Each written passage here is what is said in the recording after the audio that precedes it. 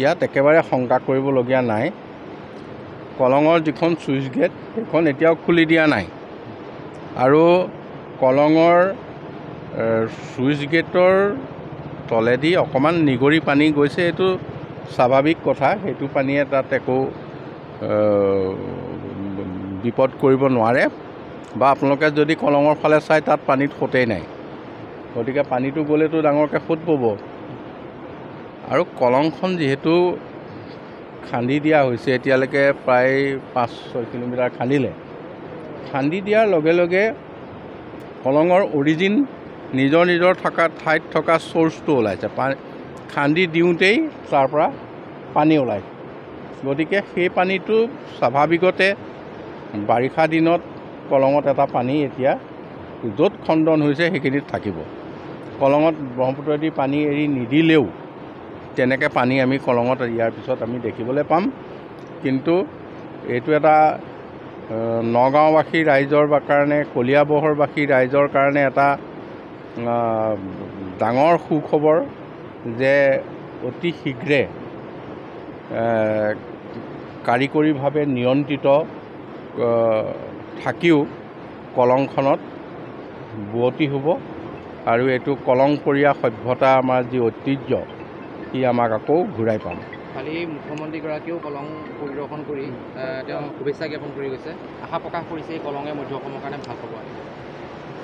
মাননীয় মুখ্যমন্ত্ৰী মহোদয়ক আমি যথাসময়ত ইয়ালৈ পুনৰ নিমন্ত্ৰণ জনাম ইয়াৰ আনুষ্ঠানিকতাৰ বাবে, আৰু আমি সেই দিনটোলৈ অপেক্ষা কৰিছোঁ।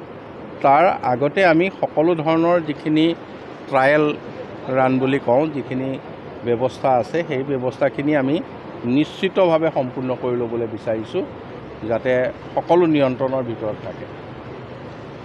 গেটৰ তলেদি অকণমান নিগৰি পানী গৈছে, এইটো স্বাভাৱিক কথা, সেইটো পানীয়ে তাত একো বিপদ কৰিব নোৱাৰে বা আপোনালোকে যদি কলঙৰ ফালে চাই তাত পানীত সোঁতেই নাই, গতিকে পানীটো গ'লেতো ডাঙৰকৈ সোঁত পাব। আৰু কলংখন যিহেতু খান্দি দিয়া হৈছে, এতিয়ালৈকে প্ৰায় 5-6 কিলোমিটাৰ খান্দি দিয়াৰ লগে লগে কলঙৰ অৰিজিন নিজৰ ঠাইত থকা চ'ৰ্চটো ওলাইছে।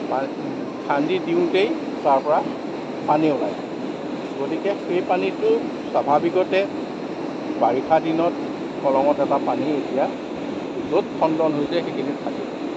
কলঙত ব্ৰহ্মপুত্ৰদি পানী এৰি নিদিলেও তেনেকৈ পানী আমি কলঙত ইয়াৰ পিছত আমি দেখিবলৈ পাম। কিন্তু এইটো এটা নগাঁওবাসী ৰাইজৰ কাৰণে, কলিয়াবৰবাসী ৰাইজৰ কাৰণে এটা ডাঙৰ সুখবৰ যে অতি শীঘ্ৰে কাৰিকৰীভাৱে নিয়ন্ত্ৰিত থাকিও কলংখনত বোৱতী হ'ব আৰু এইটো কলংপৰীয়া সভ্যতা আমাৰ যি ঐতিহ্য সি আমাক আকৌ ঘূৰাই পাব। কালি মুখ্যমন্ত্ৰীগৰাকীয়েও কলং পৰিদৰ্শন কৰি তেওঁ শুভেচ্ছা জ্ঞাপন কৰি গৈছে, আশা প্ৰকাশ কৰিছে এই কলঙে মধ্য অসমৰ কাৰণে ভাল খবৰ।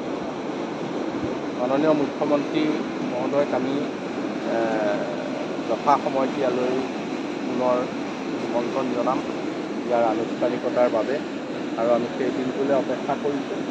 তাৰ আগতে আমি সকলো ধৰণৰ যিখিনি ট্ৰায়েল ৰান বুলি কওঁ, যিখিনি ব্যৱস্থা আছে, সেই ব্যৱস্থাখিনি আমি নিশ্চিতভাৱে সম্পূৰ্ণ কৰি ল'বলৈ বিচাৰিছোঁ, যাতে সকলো নিয়ন্ত্ৰণৰ ভিতৰত থাকে।